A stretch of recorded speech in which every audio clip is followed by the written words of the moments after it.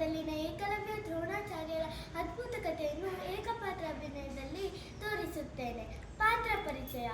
ಏಕಲವ್ಯ ಬಡ ಬೇಟೆಗಾರನ ಮಗ. ಕಾಡಿನಲ್ಲಿ ಚಿರತೆಗಳು ಬೇಟೆಯಾಡುತ್ತಿದ್ದ ಜಿಂಕೆಗಳನ್ನು ರಕ್ಷಿಸಲು ಬಿಲ್ಲುಗಾರಿಕೆಯನ್ನು ಕಲಿಯಲು ಬಯಸಿದ.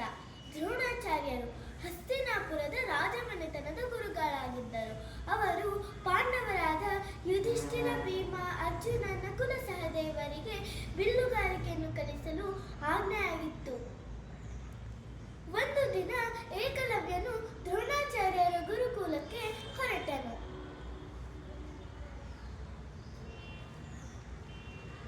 ಪ್ರಣಾಮಗಳು ದ್ರೋಣಾಚಾರ್ಯರೇ. ನಾನು ಏಕಲವ್ಯ, ಬಡ ಬೇಟೆಗಾರನ ಮಗ.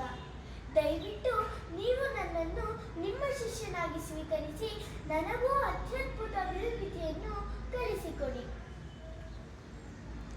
ಏಕಲವ್ಯ, ಇದು ನನ್ನಿಂದ ಸಾಧ್ಯವಿಲ್ಲ. ಏಕೆಂದರೆ ರಾಜಕುಲದವರಿಗೆ ಮಾತ್ರ ಹೇಳಿಕೊಳ್ಳಬಲ್ಲ. ಅದರಲ್ಲಿಯೂ ಬಿಲ್ವಿದ್ಯೆಯಲ್ಲಿ ನಿಪುಣನಾದ ಅರ್ಜುನನನ್ನು ಸರ್ವಶ್ರೇಷ್ಠ ಧನುರ್ಧಾರಿಯನ್ನಾಗಿ ಮಾಡಬೇಕೆಂದು ರಾಜಮನೆತನದ ಆಜ್ಞೆಯಾಗಿದೆ. ನಾನು ಕಲಿಸಲು ಸಾಧ್ಯವಿಲ್ಲ.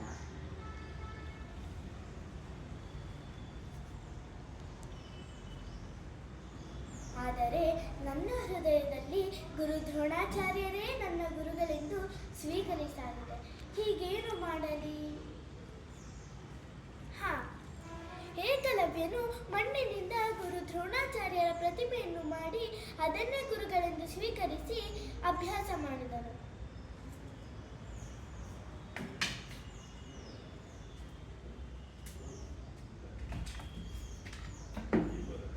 ಗುರು ಬ್ರಹ್ಮ ಗುರು ವಿಷ್ಣು ಗುರುದೇವೋ ಮಹೇಶ್ವರ ಗುರು ಸಾಕ್ಷಾತ್ ಪರಬ್ರಹ್ಮ ತಸ್ಮೈ ಶ್ರೀ ಗುರವೇ ನಮಃ.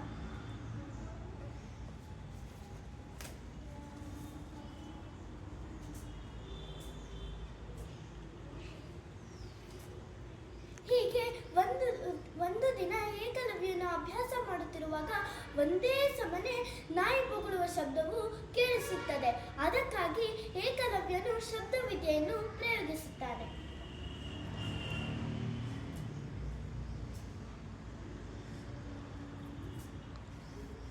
ಹೀಗೆ ಇದನ್ನು ಗಮನಿಸಿದ ದ್ರೋಣಾಚಾರ್ಯರು ನಾಯಿಗೆ ಬಾಣ ಬಿಟ್ಟವರು ಯಾರು ಎಂದು ಹುಡುಕುತ್ತಾ ಹೊರಟರು.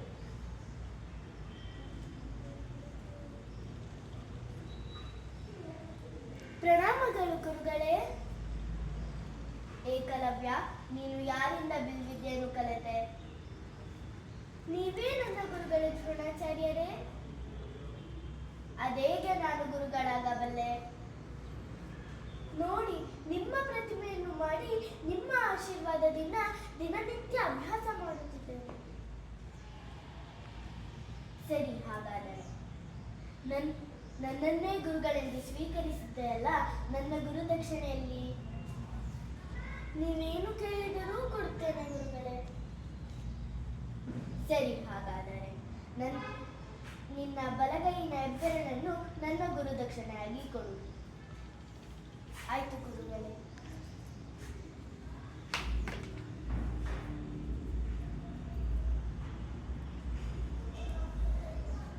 ತದನಂತರ ಏಕಲವ್ಯನು ತೋರು ಬೆರಳು ಮತ್ತು ಮಧ್ಯದ ಬೆರಳಿನಿಂದ ಬಿಲ್ಲುಗಾರಿಕೆಯನ್ನು ಅಭ್ಯಾಸ ಮಾಡಿದನು. ಎಲ್ಲರಿಗಿಂತ ಅತ್ಯಂತ ಶ್ರೇಷ್ಠ ಬಿಲ್ಲುಗಾರನಾದನು. ಇದರಿಂದ ಏಕಲವ್ಯನ ಇಚ್ಛಾಶಕ್ತಿ ಮತ್ತು ಗುರುಭಕ್ತಿ ಎಷ್ಟೆಂದು ತಿಳಿಯುತ್ತದೆ. ಧನ್ಯವಾದಗಳು.